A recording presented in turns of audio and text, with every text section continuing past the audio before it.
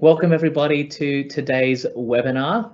It's really great to see when we were looking at the registration, so many of you are really interested to attend today. So we really appreciate your time and spending what I'm assuming is your lunch hour with us this afternoon to talk a little bit more about navigating difficult conversations.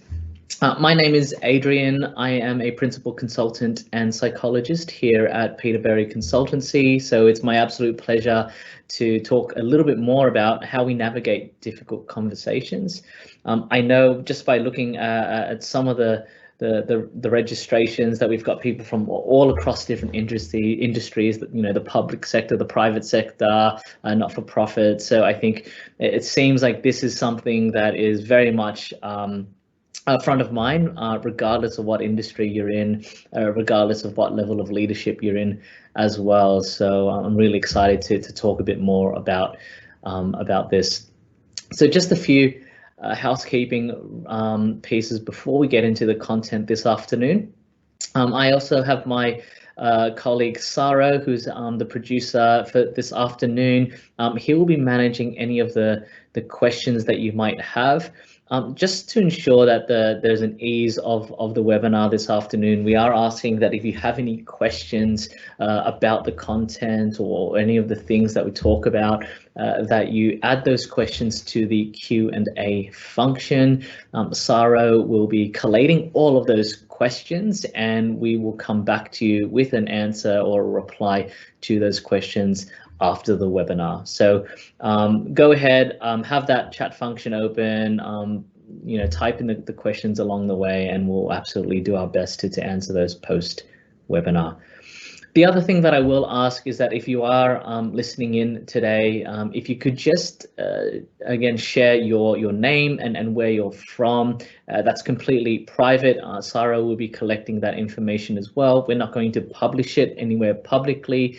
The reason we do ask for that attendance in terms of name and contact detail is just so we can actually reply to you. If you do have a question, you know, we know where to contact you from, we know where the question's coming from. So that'll just make it a little bit easier in terms of following up with you off the back of the webinar today.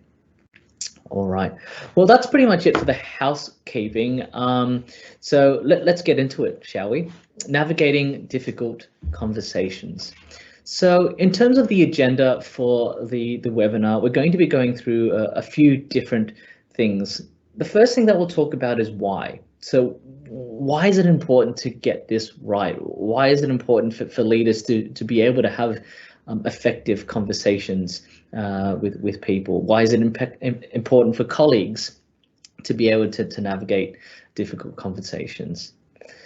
The next thing we'll be covering is the who. So really understanding the personality and the preferences of the individual that you are likely to be having this conversation with, but also understanding your own personality, your own preferences, and how that can potentially impact on how you approach difficult conversations or giving feedback.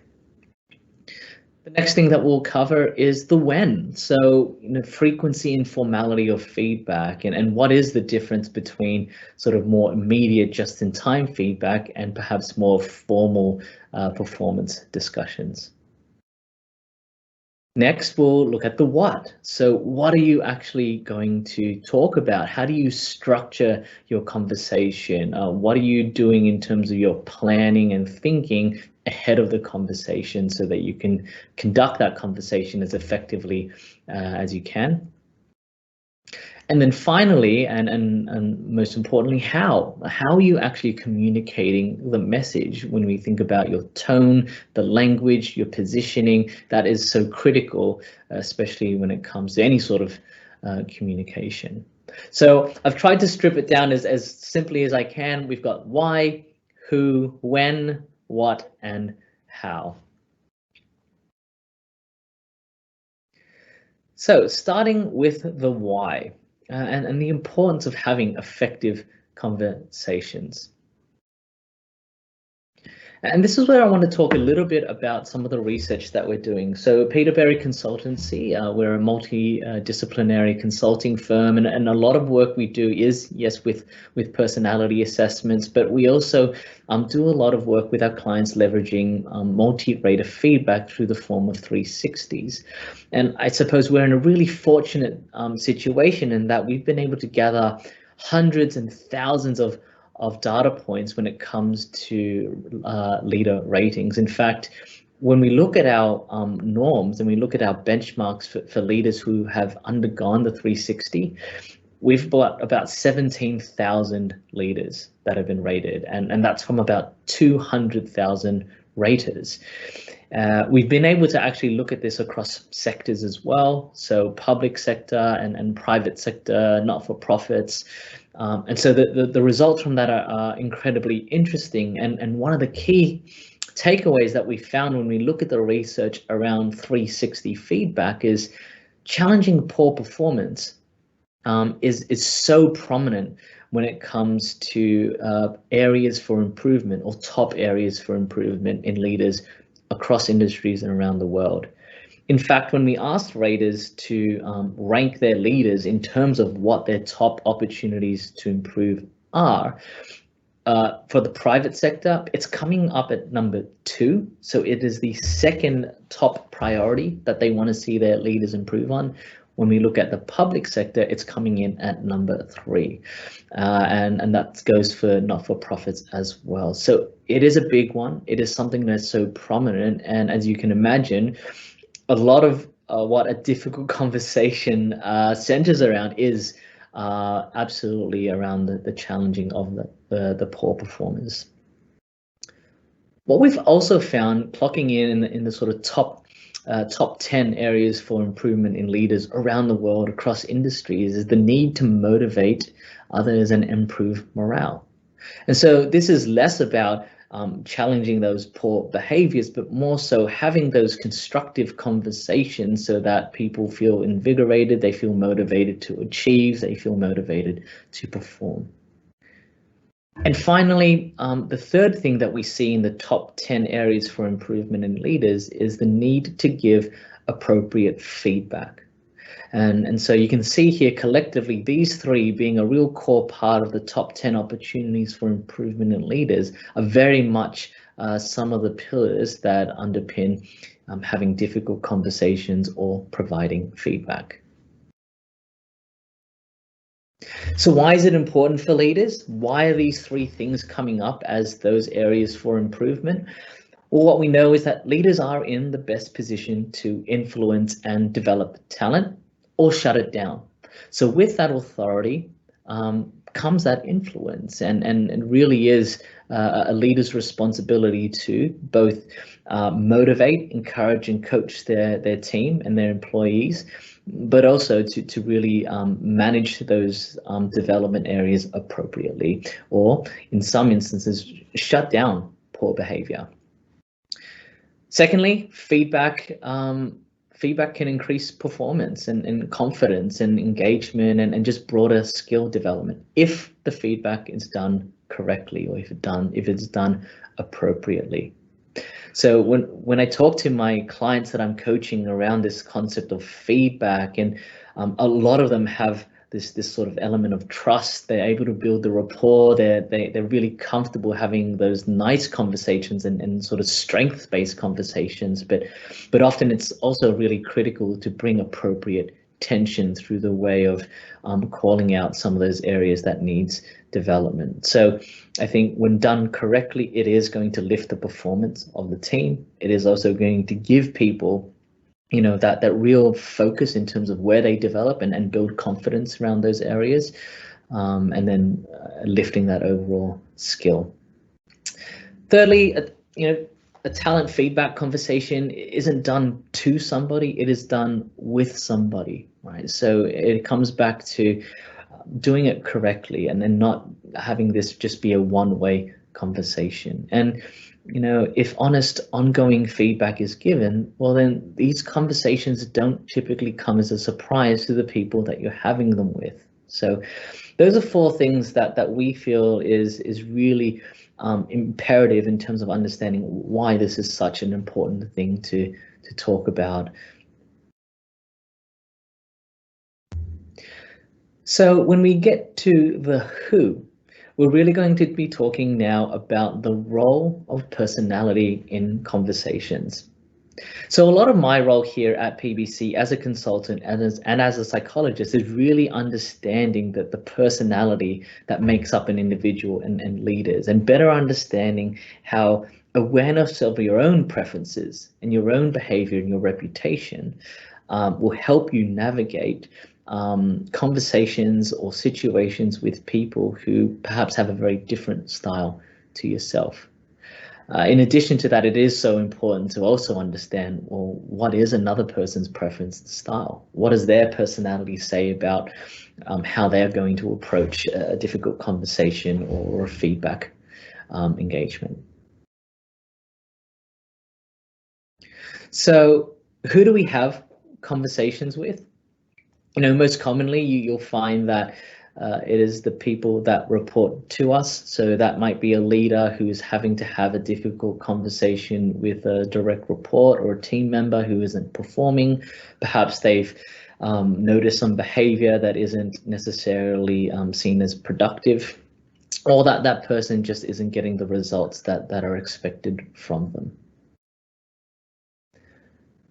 Difficult conversations also occur up the chain. So often it can be really intimidating, right, to confront your leader or your manager and talk to them really confidently and transparently about some of the concerns that you might have, whether that's to do with the way that they lead or their particular leadership style and how it's matching your preferences. Giving your leader feedback on their own performance, their behavior, or even just talking to them more explicitly about how you want them to better support you in certain situations. The third group of people that we tend to have difficult conversations with in the workplace are your colleagues, peers, and these are essentially individuals who you work perhaps closely with. These might be people who you collaborate with on certain projects or work tasks, and so you may find that the nature or the area of concern that the difficult conversation is about is around maybe behavior that is impacted on the overall team's performance. It could be about their behavior in relation to it impacting on your performance, behavior in terms of how they've impacted on you personally and your feelings and your experiences, or any other aspect that might have to do with how they have collaborated with you. And how that has impacted on broader project outcomes. Now, often when it comes to difficult conversations, especially when I'm talking about this with some of my clients, the immediate reaction is, I don't have formal authority to call people out on their behavior. They're not my direct reports, they're a dotted line, or we're at the same sort of level. And so I think it is just important to recognize that it is still critical and beneficial for you to be able to have these transparent conversations with your peers and with your colleagues in order to lift overall performance of the team and the organization. And finally, we tend to find that customers are also another stakeholder that we tend to have difficult conversations with. And this may not necessarily be due with poor behavior or performance, but you may find that it comes down more to managing expectations, needing to push back, needing to set clear boundaries around what you can and can't deliver, what is reasonable and what is unreasonable, or maybe being able to navigate a potential conflict or really differing views on a particular issue or a particular problem. And so by no means are these the only four sort of stakeholders that you are going to have difficult conversations with, but if we bring it back down to the workplace, these are probably the four most common stakeholders that you'll find. All right. So the first big idea for this afternoon is that understanding personality of the other party is really critical for you choosing what your approach is going to be. So as a psychologist, I wouldn't be doing myself much service if I didn't do a little bit of research and digging into, well, what's out there? What does the literature say about our different approaches to managing conflict or perhaps having difficult conversations? And many of you who have operated in this sort of space or thought about this topic would have come across this model, the Thomas Kilmann conflict management modes. And I'm really just adapting it for this purpose into difficult conversations. But at its core, it really comes down to this. People tend to approach conflict or a difficult conversation on these two axes. There is an assertiveness axis, which would suggest that the higher you are on this, so the more assertive you are, you tend to be somebody who naturally focuses on your own needs, your own desired outcomes, and your agenda. So it's really going after what you want to get out of this. It's going after your idea of what the solution is. It's going after what you want the message to be in terms of delivery. Then on the other axis, we've got cooperativeness, and this is really more about how focused an individual is on another person's needs, and really that focus on mutual relationships. So when Thomas and Kilmann looked at these two axes, they had 5 different approaches or 5 styles that they found. The first one is what they loosely describe as dominating. And I like to think about this as somebody who has a really high concern for their own self and their own outcomes, but probably less concern for other people's desires or outcomes. And you tend to find that these people approach any sort of difficult conversation, conflict, or issue with this sort of zero-sum orientation. It's very much about a win-lose power struggle. It is a need to win. It is a need to be seen as right. It is a need to ensure that your message comes across loud and clear. And so they tend to take more forceful approaches to establish a winning position in that engagement. No doubt a few of you are probably thinking about individuals in your own world who maybe are leaning towards this style of communication and engagement. When you look at the bottom quadrant here, you've got perhaps lower concern for self and own needs, and also not particularly concerned about establishing a really mutual relationship or a focus on others' needs. And this is determined or defined as avoiding behavior. So these individuals tend to withdraw from situations. They might sidestep it, they might pass the buck a little bit, they may forego accountability or responsibility for having that difficult conversation. So you tend to find a lot more of a passive approach in these individuals, and for them it's just about maintaining neutrality, not swinging one way or the other. For them it's incredibly uncomfortable. I don't like doing it. I don't think I'm the right person to do it, so I'm not going to do it. When we look at the higher end of cooperativeness and combine it with lower levels of assertiveness, we tend to see a more accommodating style. And so these people tend to downplay differences of opinion. So they really emphasize on the commonalities. You know, what are we all agreeing on? And it is really maintaining that harmony. But what you may find is that they don't necessarily stand by their own messaging very strongly. They may be back down, and they may even concede to the view or the perspective of the person that they are delivering feedback to or engaging with. The next quadrant here in terms of collaborating is high concern for your own agenda and your own outcomes, but also wanting to ensure that you're meeting the needs of others and maintaining that mutual relationship and harmony. And so you tend to find that these individuals, they go into these conversations looking to get a win-win outcome. So it's really open, it's approachable, they're really curious and examining a range of different ideas and exploring different approaches and exchanging as much information as possible to expand the number of potential solutions to an issue. The fifth style is almost this sort of middle ground, and we call it compromising. It's moderate concern for self and others, and it's a bit more of a give and take orientation. So if you're a pessimist, it's a bit more of a lose-lose in that both sides are giving something up. Maybe both sides aren't getting 100% of what they wanted entering into the conversation or the interaction, but at the end of the day, they walk away from it, with a minimal acceptable solution or outcome. So these are generally the 5 styles that we find when it comes to conflict management, and I'm sure you can already see how this overlays quite nicely when it comes to having difficult conversations and how people might approach those. I think this will also be useful in understanding how you, as a leader, as an individual, as the initiator, is likely to feel about a conflict or difficult conversation. But hopefully this will also give you a bit of an idea around, well, how is your own style perhaps quite different from the people that you might be having these conversations with.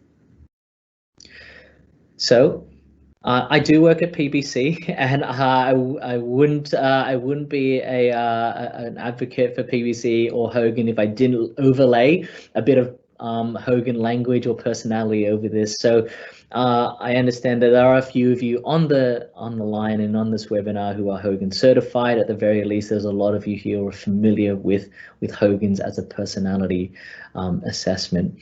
So if you indulge me, I've done a little bit of thinking in terms of, well, what sort of personality characteristics, what sort of reputational characteristics might we see or be attending to when we look at those dominating, avoiding, collaborating, and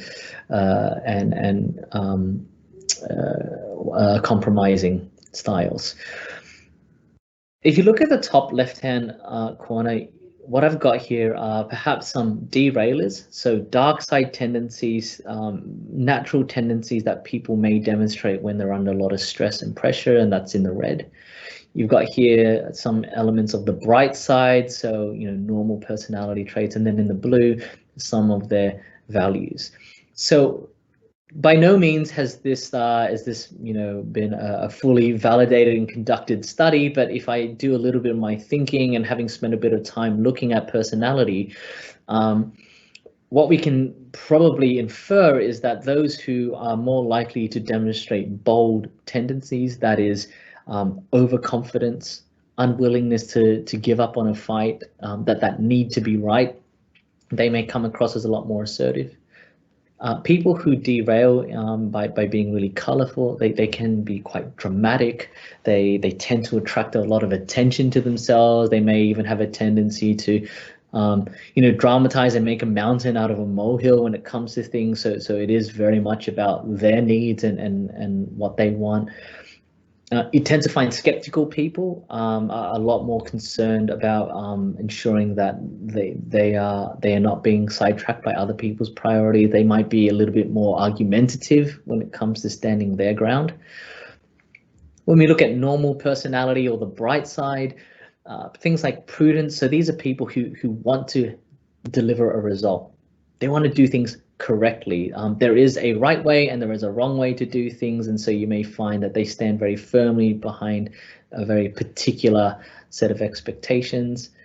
And then when you look at power, this value around being in that position of authority and influence, that it's really important for these people to feel respected and to feel heard. You might even see elements of recognition here as well. And so these are some of the things, if you are Hogan certified, or at least you've been exposed to the Hogan personality tools, some of the things you might need to consider or want to consider when thinking about who you're engaging with.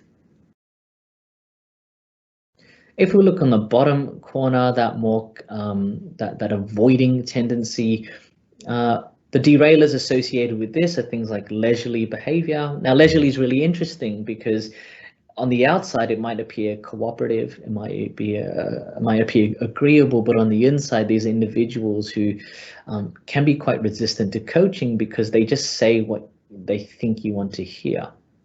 They might openly agree or not necessarily openly disagree, but on the inside will just keep doing whatever it is that they want. They might be quite dismissive of the feedback, or if they don't see you as a credible source of feedback, may not be paying a lot of attention there. So less likely to genuinely take that feedback on. So they might avoid some of these difficult conversations as well because they just shut it down quickly, get themselves out of that uncomfortable situation and keep doing what they want. Now, cautious behavior, this is really about a fear of being criticized. They are people who don't like to have their vulnerabilities exposed, and so you may find that highly cautious people tend to be really apprehensive in having difficult conversations or initiating them, but equally so, people who are highly cautious tend to be really avoidant in terms of engaging in those conversations. You might not hear them say very much or respond a lot when engaging with them. And then reserved these are people who are quite task oriented, but maybe not particularly communicative. As an initiator, you may find that highly reserved individuals don't put a lot of attention in terms of communicating all of their ideas and rationale. They just look at the results, minimize the personal contact, personal communication, and rather would just move forward and get things done. As a recipient, highly reserved people, you don't expect them to talk very much. They might shut down. Their more introverted tendencies might really come out to play, and it might be really difficult to get any sort of input or reflection from them. Looking at interpersonal sensitivity, altruism, and dutiful, these are really cooperative elements. So the interpersonal sensitivity are these people who are high on this. They're warm, they're friendly, they're approachable, they're tactful. People who are also really altruistic care a lot more about other people's needs than their own. And when you combine this with highly dutiful behavior, this sort of excessive eagerness to please other people and conform, you may find that they fold really quickly to other people's needs or priorities. And so as an initiator, just be really mindful that these are the things that can sometimes get in the way. These are the personality characteristics that can make these sort of conversations particularly uncomfortable. And then if we look in the top right, ambition, sociability, and inquisitive, in addition to that affiliation value, is really about collaborating. It's about asking questions. It's about exploring the situation. And we've got ambition there because it is about achieving a win-win outcome, right? It's not about, just conceding. The sociability and the affiliation really tapping into that sort of socialization of ideas and communication. And then when you've got the middle, the compromise, you can see that adjustment plays a part in that. And I'm going to talk a little bit about what this might mean. But you may find that people who are really high on adjustment, who are really optimistic, self-assured, that they may not apply a lot of sense of urgency here. So you may find that higher scores on adjustment are more willing to concede. It's not a big deal if they don't get the outcome that they want. It's not the end of the world. At least we got an outcome. And so you might find that high level of resilience or composure or optimism plays a big part in terms of that compromising approach. All right. So just a little bit of thinking there in terms of the science of personality, how that overlays on this model of conflict management. On the idea of adjustment, I think this is a really important thing to consider. For those of you who are familiar with Hogan's, you will know that adjustment really is that measure of composure, resilience, emotional stability. For those of you who are maybe less familiar with this sort of language, just think about that broader construct of resilience, that broader construct of how well a person manages their stress and anxiety and worry. And you tend to find that people who are really comfortable in that space, they're going to respond to feedback generally well and calmly. They're not going to get overly emotional about it. They're not going to be overly volatile in that engagement. But the watch out is highly resilient, composed, and assured people can sometimes come across as lacking that sense of urgency. A lot of things kind of just, it's a bit of a water off a duck's back. It is what it is. They'll take it with take it on the chin, but you may find that for them it is really about promoting that sense of urgency around a critical issue. When it comes to lower adjusted individuals or people more prone to stress, anxiety, irritability, expect them to be already aware of their performance deficits. They've probably already given themselves some feedback. They tend to be their own worst self-critics. And so they're generally quite open and accepting of feedback. However, just be really mindful of how that is delivered, because they have a particular tendency to take it on really personally. They might ruminate on that one thing that you called out, as opposed to all of the other really great stuff that you were giving them feedback on, and that can promote perhaps a really emotional response from them. So just be mindful of how this person manages their anxiety, their stress, and their emotions as well. All right, so we've gone through the why. Why is it important for leaders? We've talked a little bit about the who and the consideration of personality, both as the initiator as well as the recipient of the difficult conversation or feedback.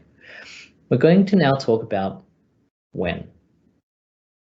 So understanding the nature of different conversations is really important. And so this leads me to my second idea of the afternoon, which is the nature of the feedback conversation really does help you determine the approach that you take.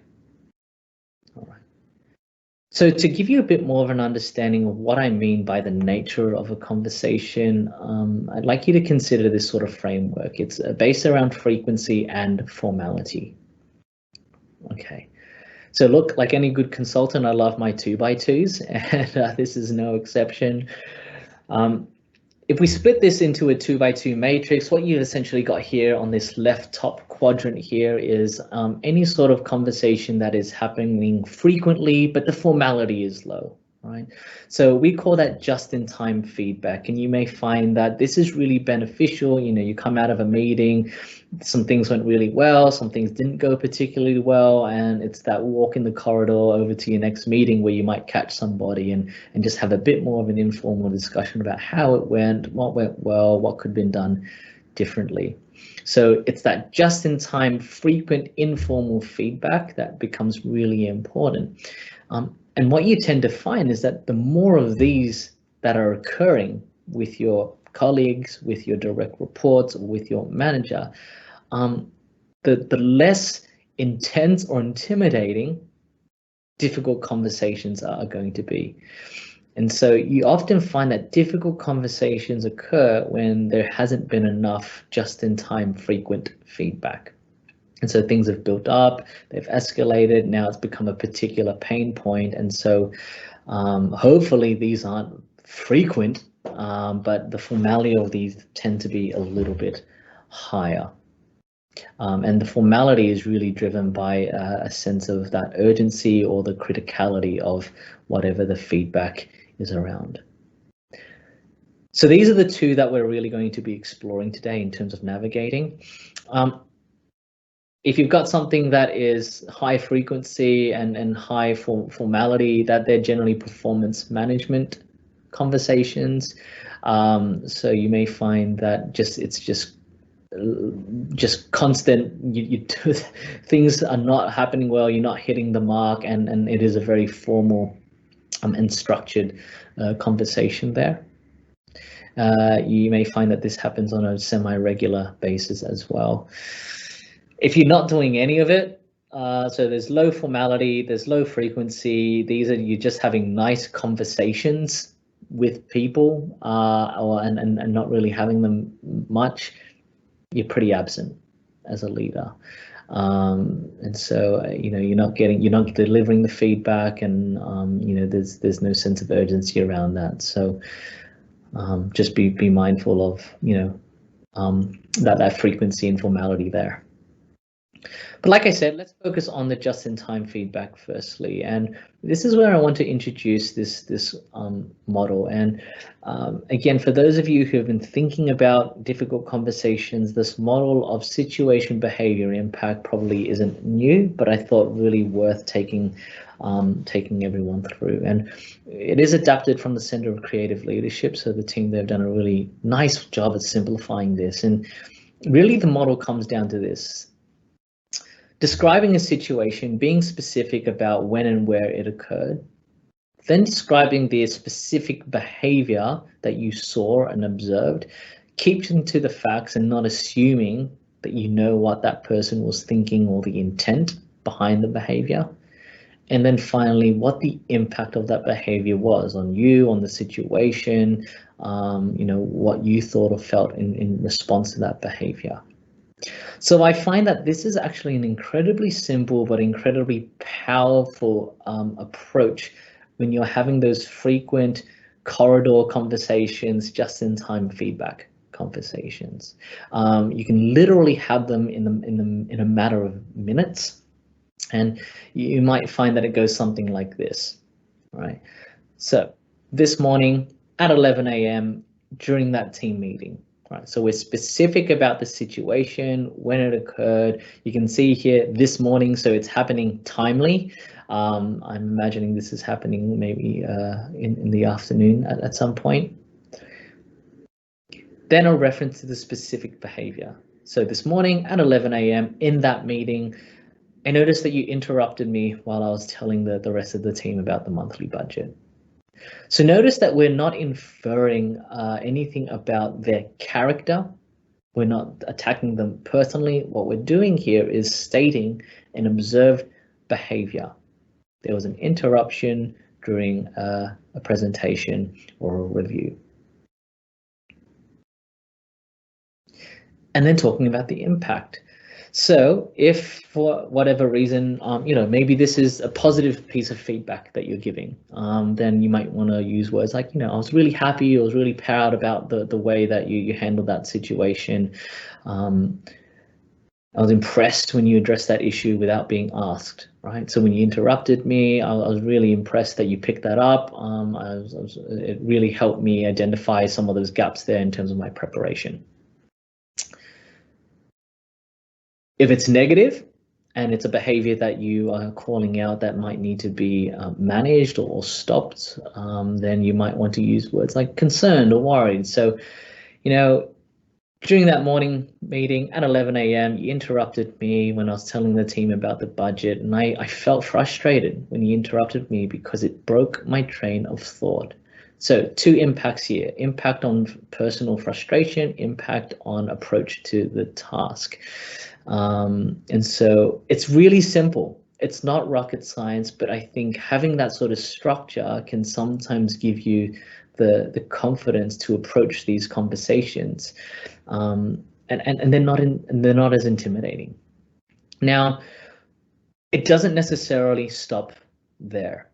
And so what we're also proposing is that when you start to really develop the skill around giving that just-in-time feedback, also think about the different set of behaviors that you would want to see changed and what the different impact would have been if that behavior were to be demonstrated.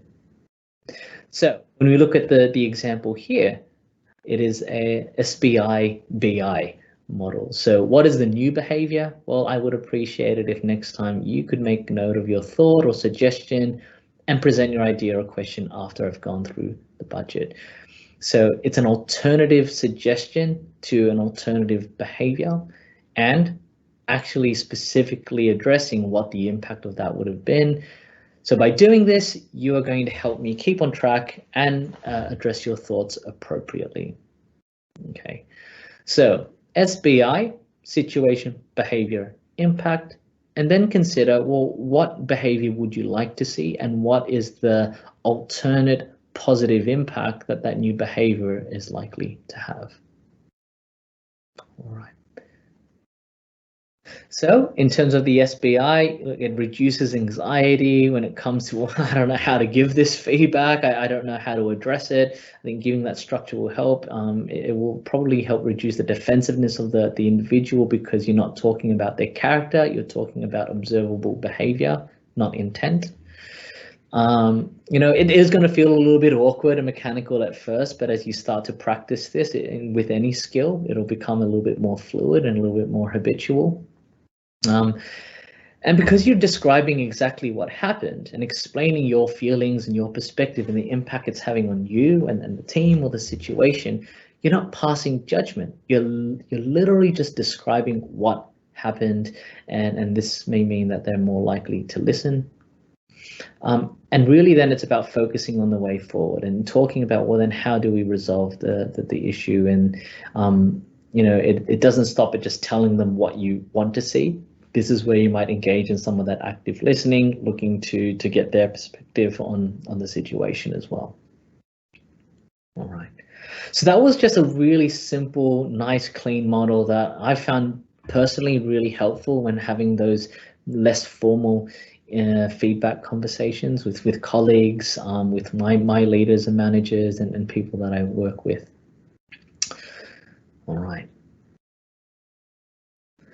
So now comes to the difficult conversation. So what happens when it's reached a point where you do need to enforce a bit more formality there, and you need to really navigate a particularly tricky engagement.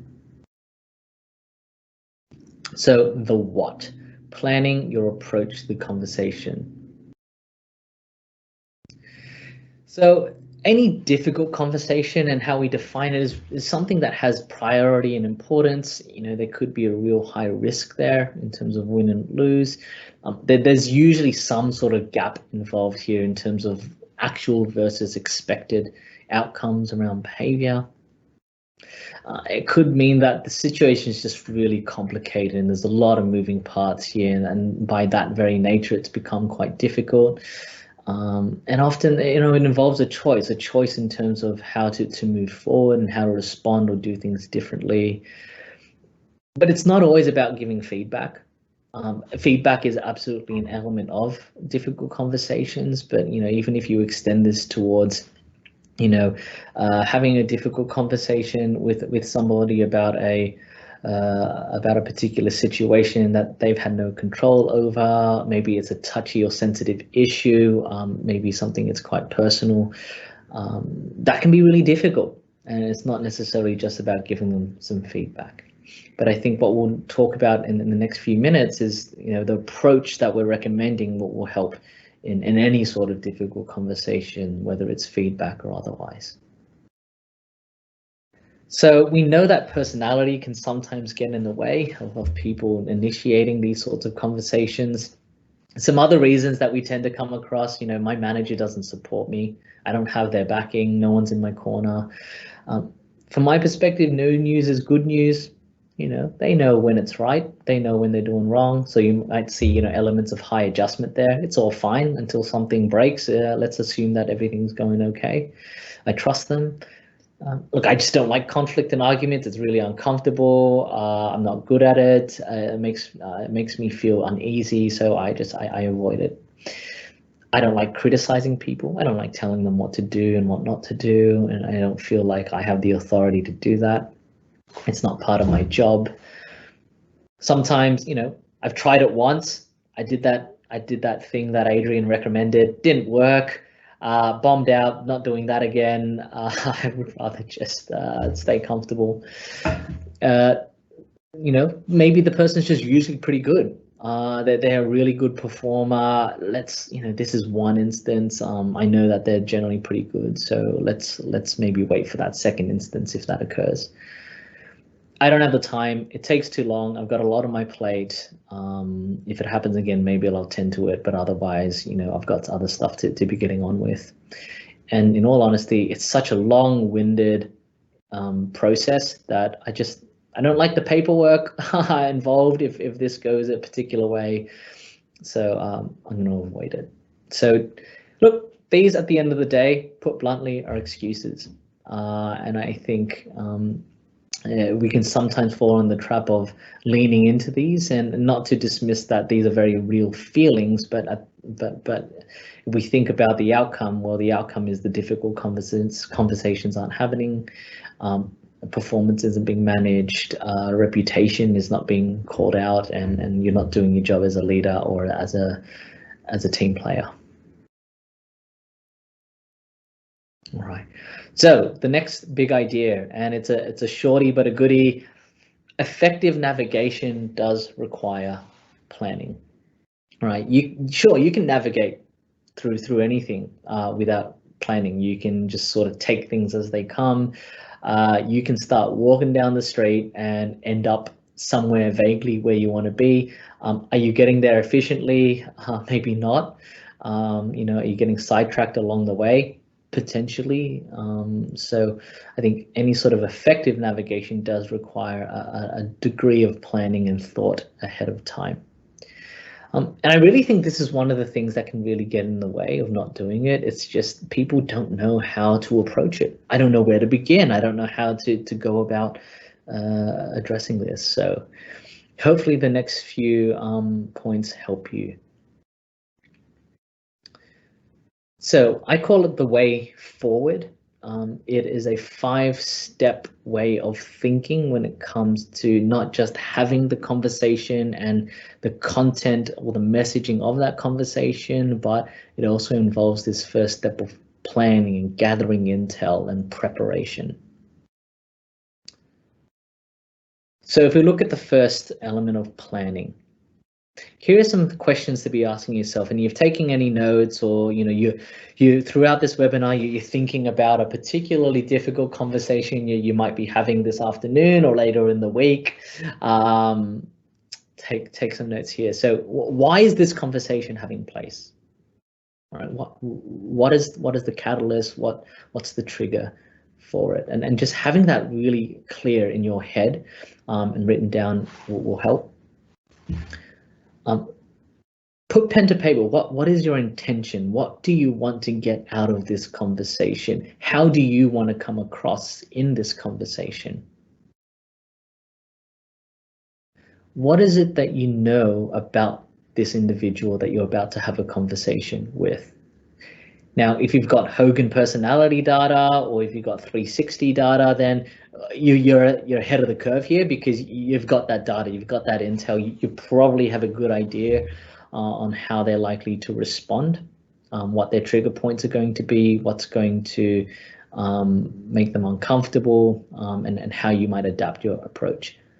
In the absence of that sort of psychometric data, what are your experiences of that individual? What other feedback have you gotten from others in terms of that person's style and behavior and preferences? A lot of people don't really think about this, but thinking about the physical location or timing of the conversation is going to be important. Where are you going to have this conversation? When are you going to have this conversation? Because that can actually set the tone for that situation, right?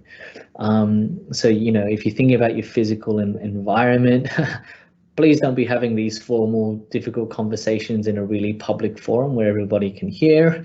But I've had experiences where a manager who was highly resilient, very optimistic, 100 on adjustment, he would just call people into his office. Hi, can you come talk to me, where I just need to speak to you for a second about something. Now, the way that looks to an open plan office is, what did that person do? I wonder what that conversation's about. Why is that happening in closed door environment? I wonder what's going on there. Now, to be fair, that manager took he thought nothing of it. In fact, there wasn't a difficult conversation happening at all, but the tone that set for that engagement and the sort of the feeling and the ambience that creates in the office was really palatable. So just think about timing, place, physicality of that conversation. And what's your opening line, right? What's your opening sentence? How are you going to set the scene for what the rest of this conversation is going to look like? Okay, so a few things to think about there in terms of planning. When it comes to facts, what are your supporting facts? So is it personality data? Is it live feedback? Is it performance data? Is it, what is it that you can actually fall back on and rely on so that you can talk specifically to behavior or talk specifically to a performance or business outcome, as opposed to falling in the trap of attacking a person? Making sure that it's valid and fair, that it's rounded, that it's it's accurate. Ensure that you're defining what that key issue is in one sentence. So just as important as it is to think about your opening sentence, think about maybe a really definitive line so that it is crystal clear what we're talking about in this conversation. And then thinking about what knowledge, skills, attitude, and personality does this person exhibit. So are there gaps in their knowledge? What are their skills? What's their aptitude? What is their experience in the role? All of those sorts of factors as well. So you can see here, the conversation hasn't even started yet, but we're building a lot of resource here to help us have the conversation, because I think without this foundation, you're going to flail. So when you're having the conversation, think about, what is the impact? So it comes back to that I component of SBI, and what we're looking at here is, thinking about, well, what is the impact that the behavior has on you, and think about how you formulate that message. What is the impact that the behavior is having on the individual? So you might be talking about things like their reputation. How is this impacting their credibility in the organization? How is this impacting on them as a leader of others? How is that behavior, or how is the issue impacting on a broader team? And how is the behavior or the issue impacting on the broader business or perhaps customer outcomes? Now, the thing with impact is that it's really important to get a read on what a person's actually going to care about, right? So what do they value? What's important to them? So if you're talking to somebody about their behavior, and from personality data, from the interactions with them, that this is somebody who cares incredibly about customer views. They care incredibly about wanting to be seen as supportive and reliable and trusted. They want to be seen as somebody who's really helpful and attentive. Then when you talk about the impact, this is where you might want to lean more heavily on things like impact on customer, impact on team, impact on feelings, or how it's impacted on how well supported other people have felt. And that just creates a little bit of tension there, because it appeals to the things that are important to them. If you know for a fact that this is somebody who is very pragmatic, that they're not that sort of people person, then how do you appeal to that pragmatism? If they're about results, if they're about outcomes, or if they're about recognition and being recognized for their efforts, then how is their behavior, or how is the issue impacting on some of those things that are really important to them? So think a little bit about that. The next thing to address, and this is very much in and amongst the conversation as you're having it, is make sure that you're addressing that person's feelings as well as your own. So those I feel statements become particularly important here, but this is where you might also, throughout all of this, start to invite right? What are their perspectives? How are they feeling about the situation? What are their thoughts and opinions? And what have they been thinking about? And you may find that, you know, if this is somebody who's perhaps lower on adjustment, or somebody has a tendency to ruminate, well, they've been churning about it and worrying about it for weeks or days. You know, they've been really beating themselves up over that, and just getting a sense of how much they've been thinking about it and how they're feeling about it will help you adapt, you know, how hard you go on certain things, and I'll talk about that in a moment. So ask for a response, and I think this is so critical, because at the end of the day, remembering one of the points there earlier in this presentation, these conversations are not happening to people. This is a conversation that's happening with others. So really important there to solicit that response and feedback. And then finally, what's the future hold? So think about what would you like to happen in the future? Have some ideas in terms of your way forward and what you would like to see happen, both in terms of behavior, in terms of outcomes, in terms of how you better work together with this colleague, what this relationship looks like, or how you better operate in terms of your relationship with your manager or your direct reports. What are your non-negotiables? So if this is a particularly tough conversation, what are the things that are make or break? You know, what are the things that just need to happen and can't afford to be, you know, slipped? What are their options? So what are the things that they can be doing, and getting them again to provide some of their thinking and reflection around this, and asking some probing questions around, you know, what's important to them and how they're likely to go about meeting those needs. And really importantly, ensuring that there are some really clearly defined next steps. Otherwise, it's been a big conversation. We've talked about a lot of things, and then we're just hoping for the best, right? So we want to make sure that there's a degree of commitment and accountability in terms of what that person intends to do next. Who are they going to talk to? What are they going to do differently in the next project? If there's something that you want them to come back to you with, what are the timeframes in which they're committing to do that? But really clearly defining, like any sort of action plan, like any sort of development conversation, really what that immediate next steps look like. All right. So I appreciate we've only got a few more minutes left, but hopefully everything that we've been talking about really helps us kind of talk more broadly about the landscape of difficult conversations. But the how component is really important to really unpack and understand. And the how is basically, you know, not necessarily what you're communicating, but how you're communicating that. And here are some three sort of areas that I found really helpful to think about. So how you communicate is the big idea number 4. So the first thing I want to talk through is this sort of needs-based approach, right? And I think this is a really useful way to really explicitly think about, well, how critical is it that the behavior change, and how do you convey the urgency?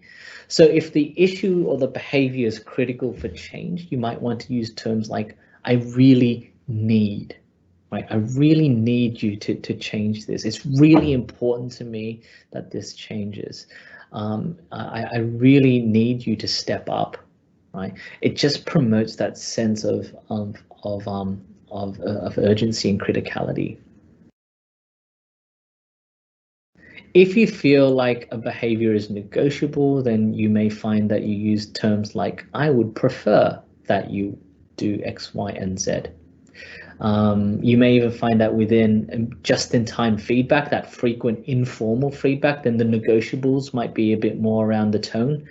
You know, I prefer that you maybe wait until I've finished presenting before asking questions next time, and then you might follow up with the impact that would have. And a nice to have, really reducing the formality and the urgency here, I'd like you to.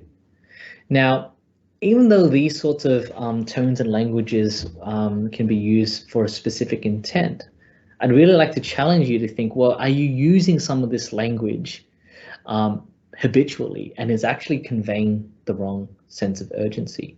So you use somebody who naturally uses terms like, oh, I'd really like you to, or I'd like you, or I prefer that you would.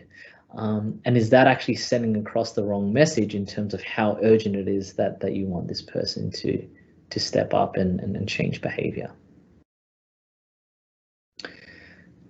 The next concept is around dialing up and dialing down, and it really has to do with empathy and structure and consequence. So you may find that in some situations where it's low risk and the person has taken accountability for their actions, you dial the empathy up. You really play into the feelings component and show that you're on their side, that you're in it together, and that's going to be really helpful in terms of maintaining that harmony and that relationship. If, however, the situation is critical, high risk, or crucial, and that person doesn't seem to be taking accountability for it, that's where you might actually start to dial down the empathy and the soft heart and the soft touch and really dial up that structure and consequence, right? Really promoting that sense of urgency around what needs to happen, because if it doesn't, X, Y, and Z will occur. Now, if the individual has taken accountability and it's high risk, then you might want to dial up both. So really playing into the empathy, but also enforcing that structure and consequence. Okay. The last thought I want to leave you with this afternoon in terms of the how is the ABCs of how. Agree, build, and compare. So some of the language that you might consider, and this is really adapted from the book Crucial Conversations, and I found to be, again, a really simple model around this, is using terms like I agree, so establishing what you agree with, showing that you're listening, showing that you're on their side. So really putting up front the things that you, yep, absolutely agree, on board, that was out of your control, or that person did not respond appropriately, or whatever the case was.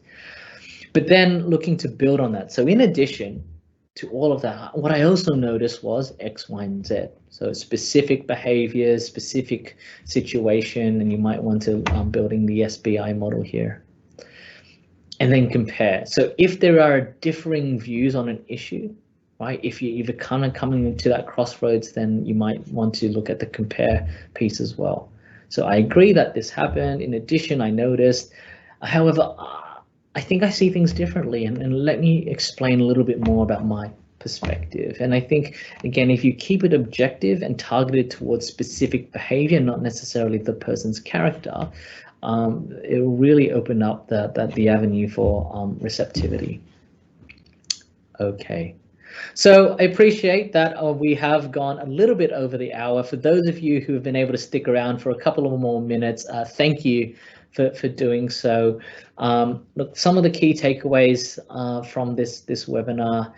Look, challenging poor performance, providing feedback. This is stuff that is not unusual. It's not uncommon. So many leaders struggle with it, and look, it is something that I think is important to have front of mind in terms of having effective strategies. Just know that individuals are going to differ in terms of how they approach and respond to feedback in these difficult conversations, and that's going to play a huge part in terms of how you adapt your style and approach to meeting those different preferences. And a lot of what influences that receptivity or approach to feedback is a person's personality, right? So getting as much data around personality is going to be helpful for you as a leader or leader of leaders. Frequent just-in-time feedback. The more you do this sort of stuff, the less you need to rely on some of those more formal, intense conversations. But regardless of whether it's a just-in-time feedback or the way forward, having that structured approach will really help build your competence and confidence here. And so hopefully today has given you at least a bit of a framework that you sort of can test and try things out with. Don't give up. If it doesn't happen the way that you would like the first time around, this is a skill, and like anything, don't expect that you're going to nail it straight out of the gate. You know, reflect, adapt, try again, and I guess with anything, practice will get you a little bit better over time. And finally, look, just watch the tones, deliver the message in a way that is going to be palatable. You know, avoid things like absolutes, you never, you always.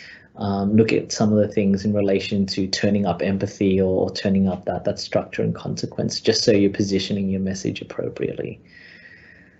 But that's it. Look, hopefully that's been helpful. If you do want to talk a little bit more about how we can support you in terms of, you know, bringing some of these skills in a more formalized workshop setting, if you want to have an opportunity to really run through some case studies and practice this stuff in real time, we'd be more than happy to talk to you a little bit more about it. So please contact us after this. But otherwise, that's pretty much it. Like I said earlier, if you've hopefully you've been plugging any questions that you've had throughout the webinar into the Q&A function, and Saro has been consolidating some of those comments as well. But Saro, was there anything else that you wanted to close off before we wrap for the afternoon? Thanks, Adrian. Nope, I've collated all the questions, and we'll get back to you all via email. Thanks. Fantastic. So don't forget, if you haven't already, just leave a name, a contact email address, so we can actually follow up any questions that you might have with you. And again, they're not being published publicly. So if you've enjoyed this, if you found it helpful, we do have a few more webinars in the pipe. A few of them are actually coming from Hogan. I know Bob Hogan, the one and only, the guy who developed the Hogan assessments, he's going to be delivering a webinar on the modern manager, and that's coming up. So check our LinkedIn, hit up our website. You'll find some links to register for those webinars as well. But otherwise, hope everyone keeps well and safe, and have a fantastic rest of your week.